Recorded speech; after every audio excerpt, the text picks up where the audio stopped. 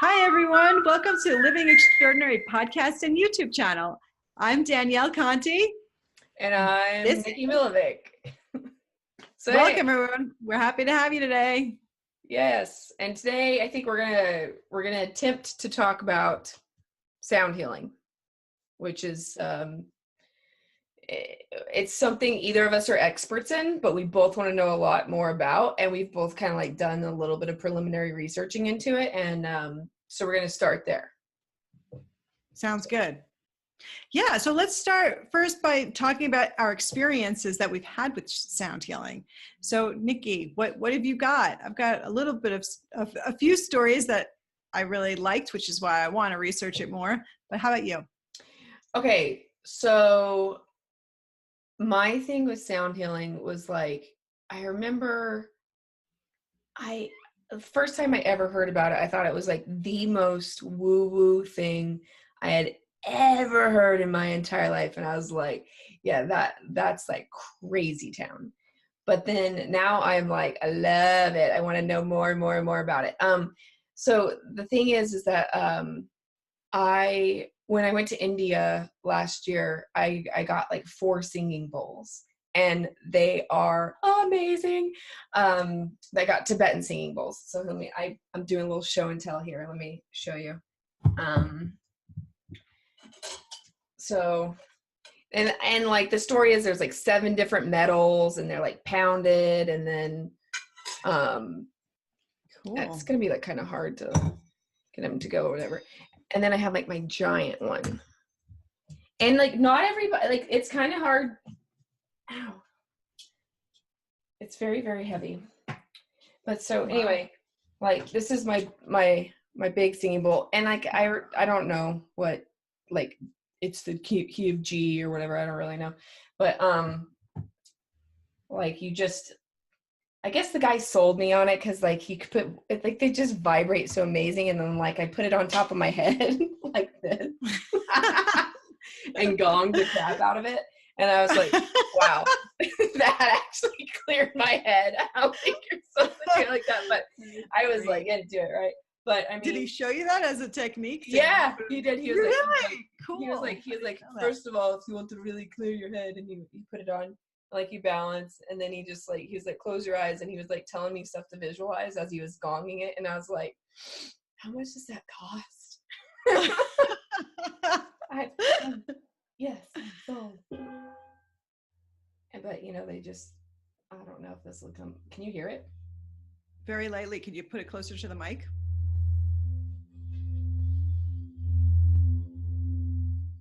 Yeah, can you hear it? Yes. Wow. Yeah, no. Yeah, it's beautiful. And so anyway, they go on for like ever, and they're beautiful, awesome, and gorgeous. And the other ones, like, they all, well, I mean, they kind of have them all over my counter, which is not the optimal way to do, but they all go in harmony, and you can, anyway, they're just like, I've sort of used them like for meditation, and then also like when I do like my energy healing stuff, like my Reiki healing and all that other stuff, I will actually start a session off by like laying a person down and like gonging them in front of them, just to sort of like just clear their brains, clear their minds. And it is like a really good way to do that. Okay, so that's like sort of how I kind of like started playing with them. But then I got in. Before you go on to your next story, so if that was your first experience and you went from thinking that they were woo-woo, and what, besides having been sold on it from the guy, like how did you decide that, yeah, this is something that you're even interested to begin with, like after that, at that point? Okay, well, so like so the thing is that like it really is because of a quantum like way, the same way in which like I just started hearing energy. I was like, okay, well then there's something more to this than they're letting art that we know. I don't even want to get into conspiracy of who's letting on to what or this or that. I'm just saying like we're more than just chemicals, like, and the way we do like current medicine is just like there's a pill for that. You want to, we got another pill for that, another pill for that. And then I was watching a YouTube by this guy like Dr. Jerry Tennant, and he talks about how, well, basically there's like an optimal hertz per every cell. You know, you're not randomly put together. Like when you break things down into quantum particles, then it ends up being, you know, like we are all energy, and then like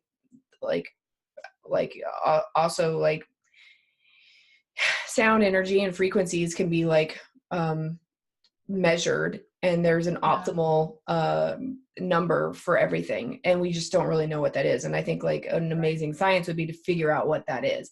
And like so like I guess what I would say is like if you had a tumor that would be like at a non-optimal hertz than what your healthy organ should be or something, and you can literally vibrate it back together with a sound, I think, or in theory, I think that makes a little bit more sense to me than some other things that we try to do. Yeah. Well, there's been research. There's a TED Talk. Have you ever seen that TED Talk? When there's a scientist who's been working with sound healing with cancer cells, and he discovered the vibration of 4 different types of cancers. I think one of them's breast cancer. I want to say another one's like uterus cancer, and I think I don't remember what the third and the fourth are. Anyway, you can find the vibration of it and then vibrate at the same frequency of the tumor, and then play it really, really loud so that the frequency of the tumor is extremely loud as it's vibrating on it, and it explodes it. So they've been demonstrated. You could see on this YouTube talk exactly that happening. So the tumor just explodes. That sounds awesome, and I'd like to know what YouTube that is. Maybe we can like put it in here if we can. Yes. But anyway, they also have done stuff with like like they can break up kidney stones and stuff like that with ultrasound. Like right, exactly. You know, but I think like that can be applied into other things too. You know, and like I also sort of like buy into the whole chakra system and meridians. Like I got thrown to the plane, like to the top of the plane, like my first year of flying, it's like 5 years ago. Wow. And I was like landed like Catwoman, like on all fours or something, and was like whatever, but like it was like a genie like lamp was like boom, like just like the whole thing, the plane was going like this. And anyway, I felt okay for like a couple months, and then I guess I basically got whiplash or something because it hit on the back of my neck. I hit the ceiling of the plane in the back of my neck. Wow. And I went to like, you know, the regular doctor. They did an x-ray, they didn't see anything. I went to whatever chiropractor, and I think they just like popped my back, and that was that. And I was like, okay, thanks. I got my brother to do that. And then I went to an acupuncturist, and that's what actually finally like worked. They put you know, all this stuff in my neck, and like I went 3 times, and I've never had a problem since, and that was like 4 years ago.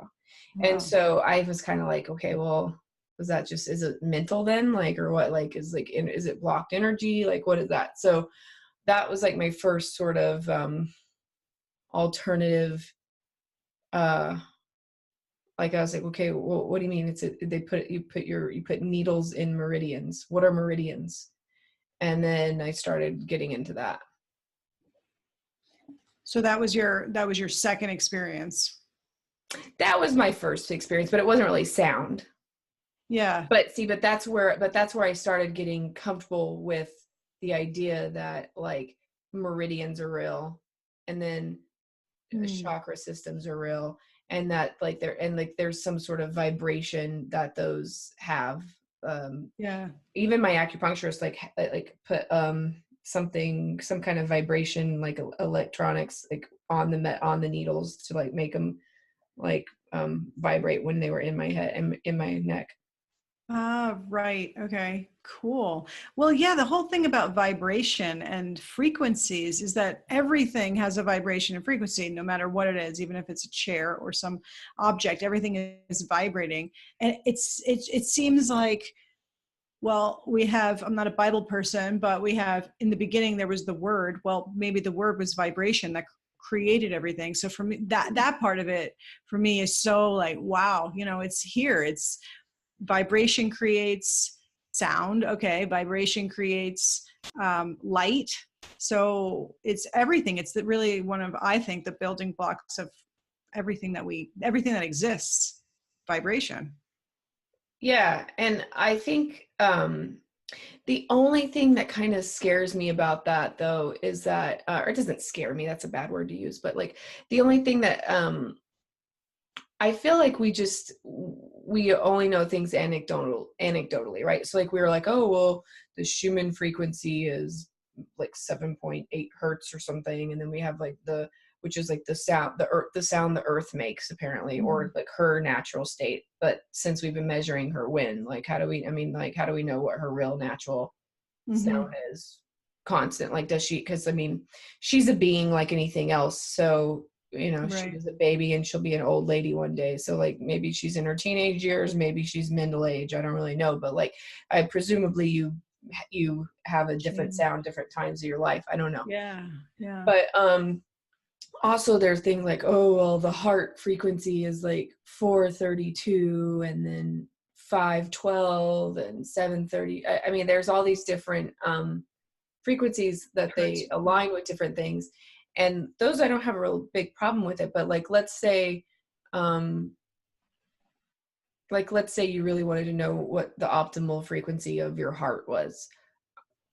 Like, how do we really know what that number is, you know? Mm-hmm.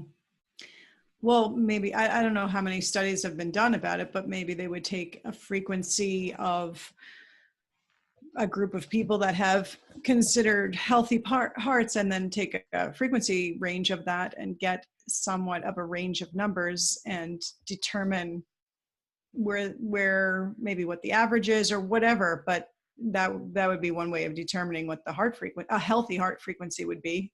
I don't know if they've done that though. Yeah, because I remember like I had this like idea for a like thing where I was like, oh, I was looking in to see like if you could measure like what different parts of your body's like actual, like what they were vibrating at, what their frequency was. And from all my research online, I basically came to the conclusion that we don't currently have that in existence. Like we don't have anything that's like that fine.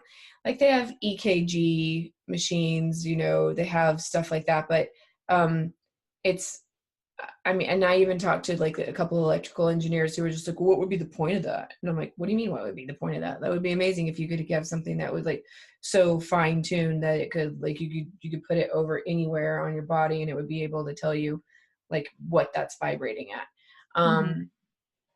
But from my understanding, we don't currently have that technology. Yeah, I don't know. But from my understanding too is we would, if we were able to record all the different what we consider healthy frequencies for a certain organ, then we would be able to come up with a number. I don't know how the recording is done or on a specific organ, but isn't that how we would be able to come up with that if something is healthy or not? Yeah, I mean, I think that's how we would be able to come up with it. It's just I don't think we have the tools to measure people yet. But it's not that we don't have the. It's just that we don't currently have those made. But I think we have we probably have the whatever. We have the technology abilities. We just haven't like applied it yet. And I don't know. But then the thing is that like. This is all to say that I think that you probably could mess somebody up if you did. If we really didn't know what we were doing and like we were guesstimating, I think you could probably mess somebody up. Yeah. Well, if you had absolutely no idea what you were doing, sure. But I feel like if you have an optimal frequency, but those, yes, they have already recorded frequencies. So if you can find a person in their natural healthy state or seemingly healthy state and record that, but then if we know that they're at dis-ease or like sick at some point, then we would be able to know if there's a different frequency. I don't know if there's the tools or not to do that, but I think that there might be. And then you would be able to vibrate the frequency of the optimal state. They're already doing that in some of the in some of the hospitals.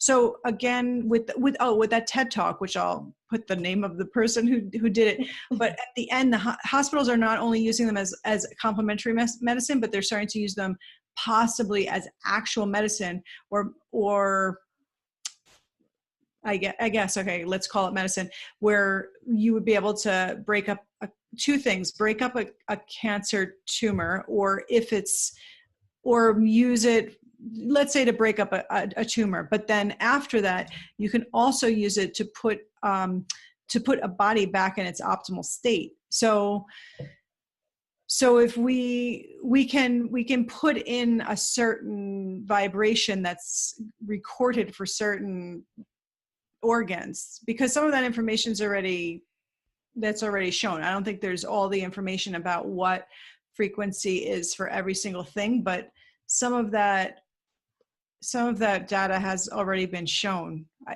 That's what I understand, but I don't know. I feel like we don't have enough information to talk about this topic really well, but at the same time, we know that. So then let's talk about what's your interest and what's your experience with sound? Okay, yeah. Let's go back to that. So sound, what happened to me recently, I guess, was, well, I've had a couple of thoughts. My interest in sound healing came about, I think, because, again, going back to, this is the word, and the word is like, it was all created and there was light, and that was at the beginning. So if the beginning, I've always been thinking, I've always thought about, well, how did the world start? What does infinity mean? Where did it all start? It had to have started somewhere. And then it goes back to, again, what are these vibrations that were put out into the universe that started to actually create things. So it was just basic curiosity in that sense. The other thing was, a couple of years ago, I went with my mom to a sound healing in Oaxaca, where I live, in Oaxaca, Mexico. And we had to lay on the floor, and we were like in this room, and, close your eyes, relax. And it was like an hour maybe.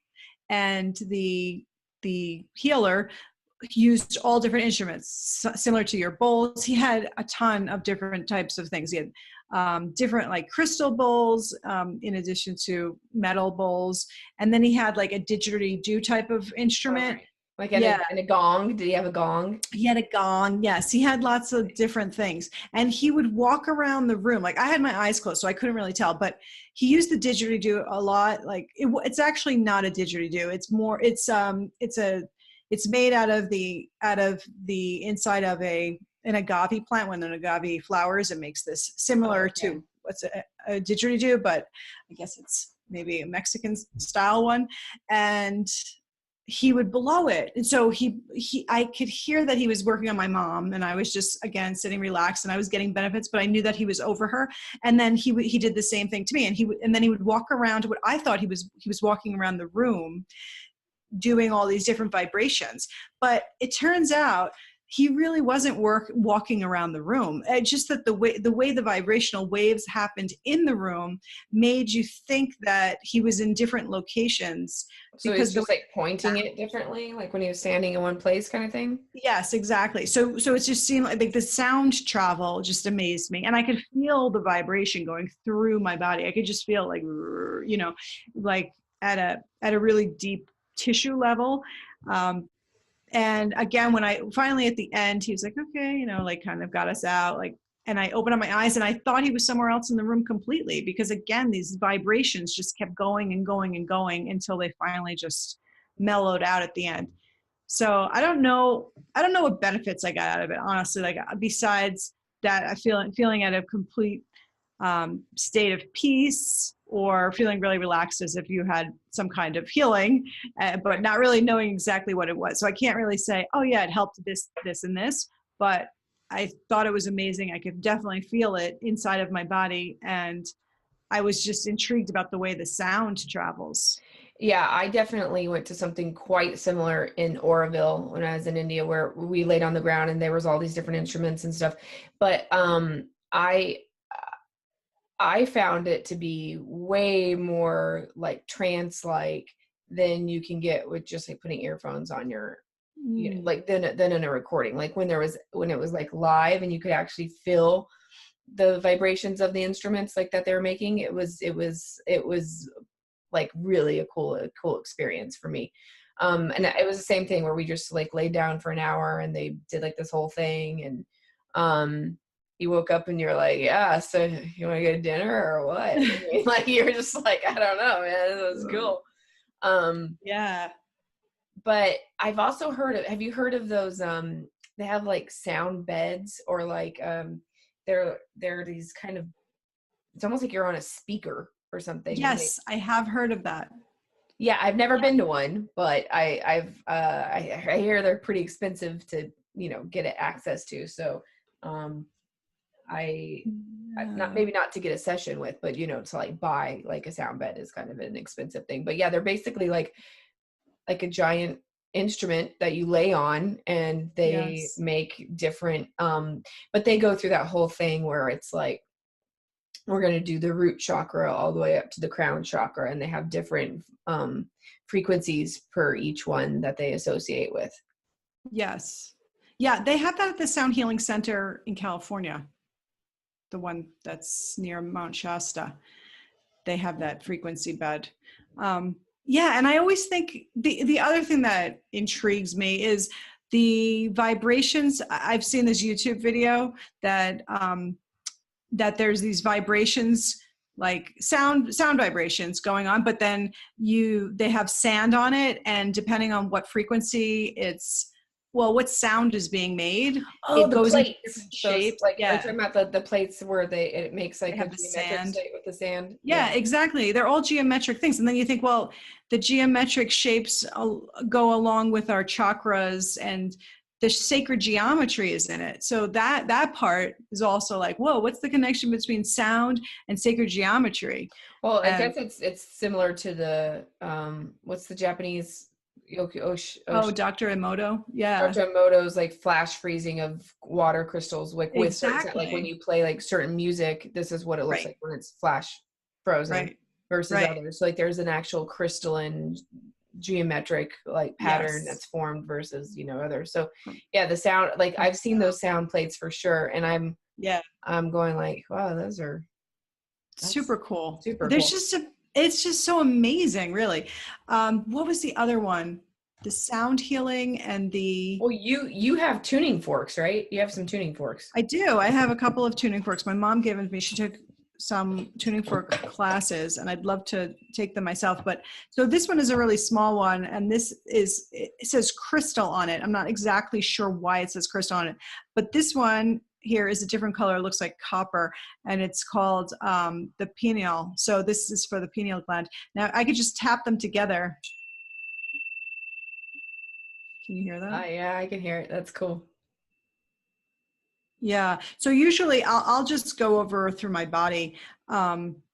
They say not to put it close to your ears, but do you always tap them together, or would you like? Because I remember in science class and in elementary school, we would like hit them on the rubber of our shoe or something, like at the bottom of our shoe, and then. You're right. You should not tap them together. I'm glad that you mentioned that, because first of all, you can chip them, so that's going to change the frequency, because it's not the perfect form that it's supposed to, that vibrates at that frequency, because it's been changed. Okay. The other thing is the one with the stronger vibration will take over the sound of the one that's of the lesser vibration. So yeah, and that happens all the way through with any sound. So sound, like one sound can take over another sound.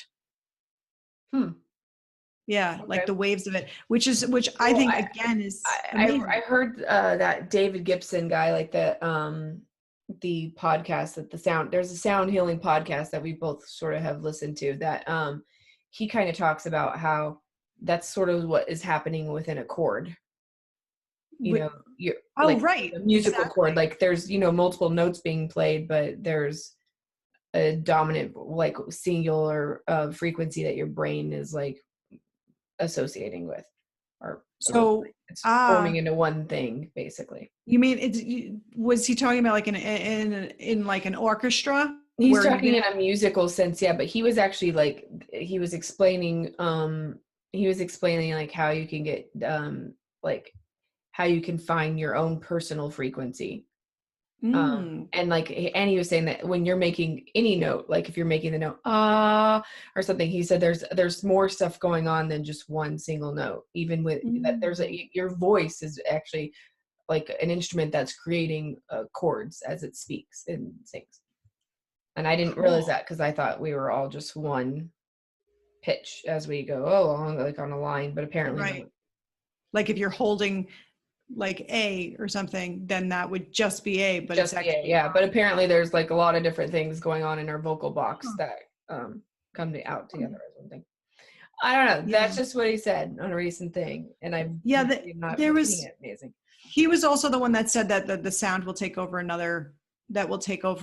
the other sounds. Oh, okay. So yeah.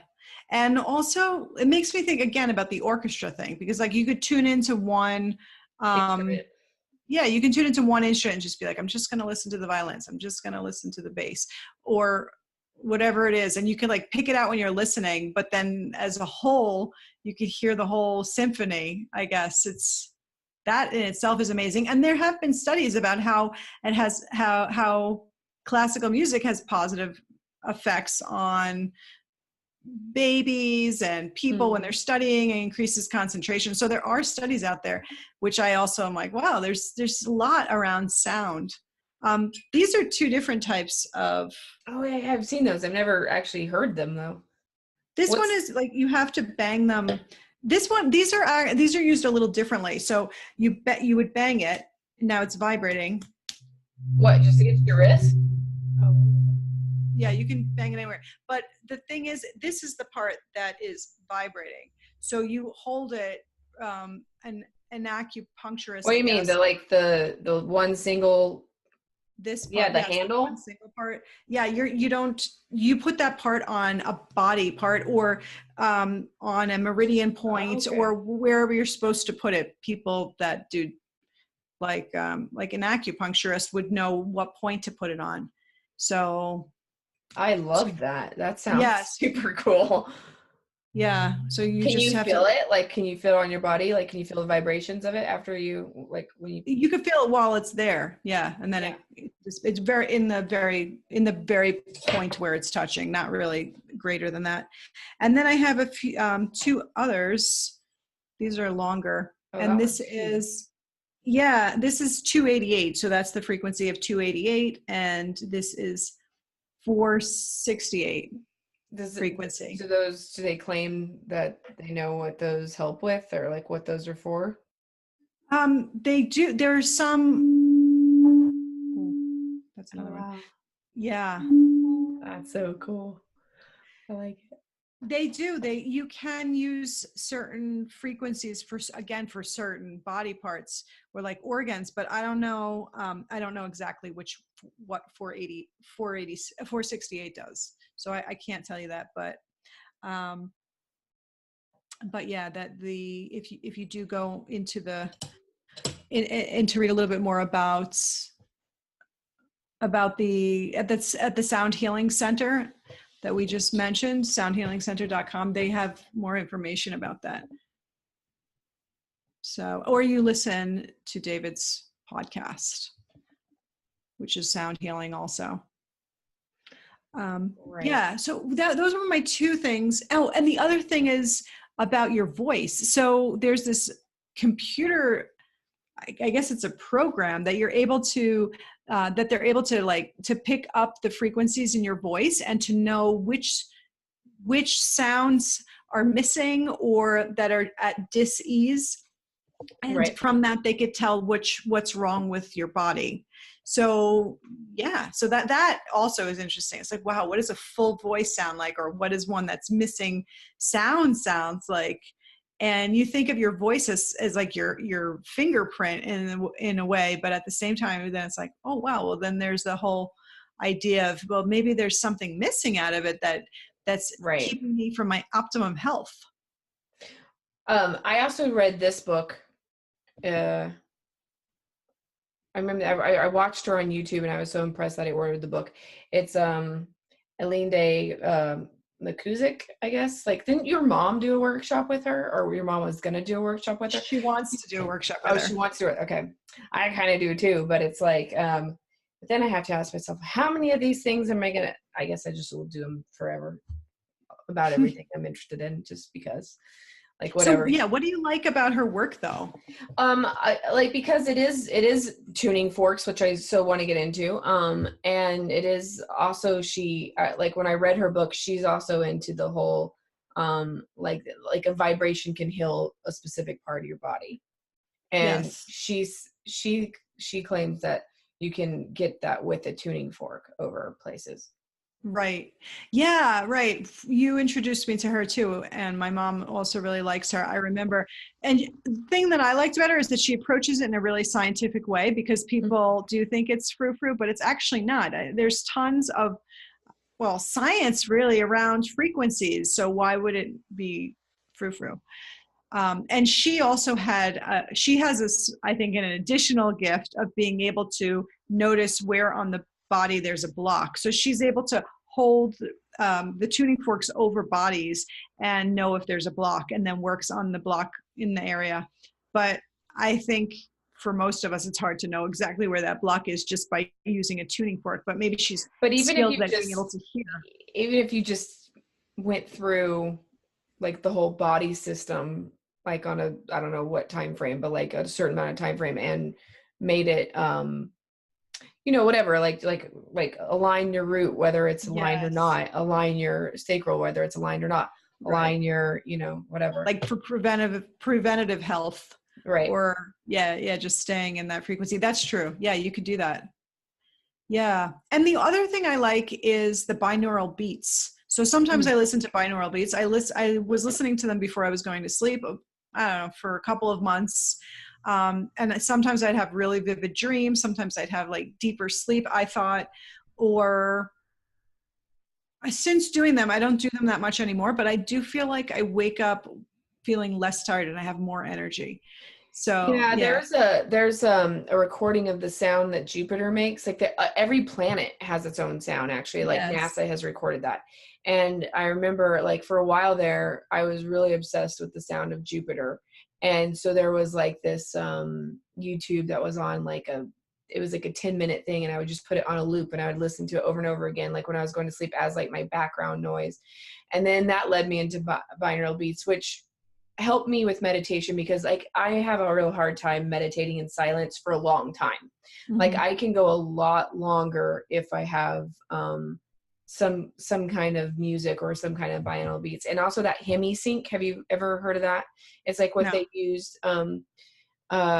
like for remote viewers and stuff. So like they, there's like a difference, there's two different sounds going on each part of your it's like hypnotism basically. Yes. But they like on each ear there's a different frequency, and like you have a hard time knowing what to focus on, so you just sort of like pick a middle path and like ignore them both. And so it does some sort of like subconscious thing to you, to where you can really zone out. And like I feel like that like, so even if you just Google, like, or not Google, but like YouTube, same difference, whatever, like Hemi sync beats or whatever, and that's like a really good way to meditate for me. So you listen to that when you meditate? Yeah, not all the time, but yeah, for sure. I always listen to something when I'm meditating. I have a couple of apps that I'm trying. I'm either listening to like recordings of Tibetan singing bowls, or I'm listening to like raindrops or the ocean or something. I have to have something, because if it's just me alone with silence, then it can do it for a little bit, but not as long. And I feel like I get deeper when I have something else to distract outside noise too. Even though that's true. That's not supposed to be the point of meditation, but whatever. Well, there's all different points of meditation, I think, but if that works for you, I get that too. It's so easy to get distracted, but if you have something like that beat helping you to get into it's changing the waves of your brain. That's the other thing. So your brain is getting in sync with those waves. And so is it a theta wave? Is it an alpha wave? Like what exactly what's happening? So That happens pretty quickly, apparently. Like they've recorded people's brainwaves after what, like having that sounds, the binaural beats, and it just automatically like sinks into it. Well, you know, like they've done the like channelers or whatever, whenever they like I know the guy who channeled Daryl Ankin, the guy who does Bashar, when they've done EKG readings on his brain or whatever, he'll go into, I don't know, I think if it's beta or theta or what, like he can just be like in a normal state just talking to you, and then like he can like center himself, take a couple of breaths, and then you can see like on a meter like how his brain waves go into like a lower like or higher or whatever. I mean, they go into a completely different frequency. Yeah. So I wonder if that is something that the rest of us, if we went into that same frequency, would we have that same ability, you know? Well, like Bashar, or the guy, that Daryl Anchor guy, says that basically anytime you're in the state of flow, that's the same state that a channeling would be like, you know, so like anytime you're like in the zone and you're like doing your thing, like whatever that is. But like he says, like everybody's experienced that thing where they're just like, they're in it, like whatever that frequency is that you're on, that is like the same way in which like he does channeling. But yeah, I mean, or other anybody would, I think that's where your creativity will flow from, wherever that is. But I can't remember what it is, like if it's beta, theta, whatever, I don't know. Yeah. I need to look that up again and figure that out. Yeah, it's pretty cool. All this stuff is yeah, just again, not only just like cool because you can, I think that there is scientific information about it, right? There about the science of sound, but also again, for me, it goes back to, well, how is this like creating things, or what's the connection between sound and, I don't know, like what exists, like and, material, you mean like material? Yeah. Like matter versus like a vibration is, yeah, I don't know. Yeah. Yeah. And but then that also goes into your visible spectrum, you know, like I'm sure that there is some kind of dimension or something that exists where you can literally see sound. Yes, that's a great point. That would be cool. Yeah. Yeah. But our eyes just probably can't pick it up. Yeah, I mean, because we have other instruments that can see them, or they can figure out what kind of wave that is or whatever. So like, yeah, I just feel like vision is just like it's just one little tool that's very, very limited. So there could be all kinds of stuff around us right now we don't even know. And sounds could have like, what I also think is weird is everything that leaves your mouth is like, does that mean it's like traveling on forever? Like that, like does sound ever completely die, or does it just always like die in half-lives?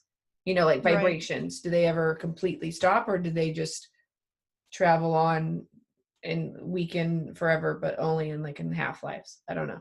Well, right. And if there's nothing at all to block it, then if it was in a vacuum, probably, but if it's not in a vacuum, then there would be others absorbed by whatever it hits and stuff. Yeah. Yeah, I would guess, but yeah, that's true. But then that leads into the whole, all this, you know, radio waves and this like, so talk a little bit about the 5D stuff and about the, like that article you sent me this morning. Yeah, I don't really know that much about 5D. I just the 5G, sorry. We're moving from 4G to 5G or at least that's the direction, the next step, which means a couple of different things. I guess from a technological point of view, where we'll just be able to download information even that much faster. We're able to do it at 4G pretty quickly, but it's going to be even faster at level 5. So but the only thing is supposed to be just like, I mean, that's supposed to be wirelessly, just like yes, exactly. But it's also, apparently it takes a different infrastructure, so it's not, because it's more like radio waves. So there are a lot of people concerned about the health consequences of it, because it is a like a microwave pretty much, and they don't really know how it's going to affect humans and plants and all that. So there are a lot of questions, in addition to the fact that we have to change all this technology. Apparently by 2020 though, they expect half of the United States to be on 5G. So I'm not really sure. But that is concerning though, when you consider like, yeah, microwave can literally kill you. Like if you were inside of it, you could kill you. And then also like even people who live by radio towers, like always have higher amounts of cancer than those that don't, or whatever, you know, or big power grids and stuff like that. So they're like, that's why I was saying earlier about how I feel like you could mess somebody up with, you definitely can mess somebody up with frequency. Oh, sure. Yeah, exactly. And how do you know what all those frequencies are? It's true. I don't know. That was one thing about the 5G. That's the big question. But there was another point. The first article, what happened was I don't know exactly. One thing led to another, of course, when you're on the internet, that happens. The rabbit hole. I was down the rabbit hole, and I found about those nano dust, I guess. So there's these tiny little particles of dust that this Japanese company has been like forefront, I guess, like paving the way for the rest of us to do. And apparently like these little dust particles that are not really dust, but they're programmable little points that can go out in and get stuck on clothing. They can be ingested either knowingly or unknowingly, and they're programmable. I don't exactly know what this has to do with 5G, but there's some kind of link. And I won't get into like conspiracy because I really don't know that much about it, except for those few articles that I've read. But well, I was making out with this professor one time at it wasn't my professor. It was just like he happened to be a professor, and he was like somewhere in Florida. I think he was like the University of Florida, and he worked with nanotechnology. And he was telling me that the thing about like they can get the nano chips like super, super small and everything, but the smaller you get, the limited amount of function. So it's like, yeah, they might have nano dust, but they're not like going to be able to be absolute mini robot. Like he's like, you could have it have one function. Yes. Like, and I was like, well, could that one function be like solar energy? Could you just have it be like a microscope, like solar cell, so that you could like paint things into, you know, it's like in theory you could, I guess, like if so it would just be like an energy on off switch kind of thing. But like I don't think it's going to be quite the processing chip that's in your computer that people are kind of like are fear mongering a little bit about. But I mean, still, I mean, like it, like ingesting like tiny microchips, that's probably not a good thing. And also if there were many of them, being able to work together as a brain, like a nervous system or something. Yeah, that's definitely questionable, but I think that's a topic for another time. But anyway, yeah, I don't know. Besides the frequency of the microwave, I don't really know how it's related to sound healing. But my thought was, if they are programmable, then we could also program a frequency on it in order to put out light and love into the world, and compassion and whatever else that we want to put. So even if we're worried about what whoever they are, might be programming to us, either for mind control or for whatever reasons other entities wanted put out their little nano things, but we could do the same thing. So it is just a tool that we could use. Yeah, I'm just opening up that thing right quick. Yeah, like. Yeah, and there's also, let me see. Does it not come up? Why doesn't this camera? Okay, but it's basically the world's smallest RFID chip. Yeah, so it's a Japanese giant Hachisi. How do you say that? It has developed the world's smallest and thinnest radio frequency identification chip. Wow. Yes. Right. For identification. Oh, so that was the other questionable thing. So it's pretty much, it's trackable. It's more than anything, it's trackable. So they were saying it could be helpful for you at home, for people that have smart technology at home, like their smart refrigerators or whatever. But at the same time, it's trackable. So there's going to be no way to ever turn it off. Cool. We got lots. We got us some stuff. Yeah. Yeah, we got some stuff. So goodbye, people. Until next Goodbye. time. And how should we close this? I guess we should close this by saying, if you like, comment, post, do whatever, or thumbs up, make a comment if you want. If you have any questions, you can email us at livingextraordinarypodcast@gmail.com, and we'll totally answer all that and everything. If you have any requests of stuff you want us to talk about, that'd also be cool. Yep. Sounds good. We'll see you next time. All right. Bye. Bye.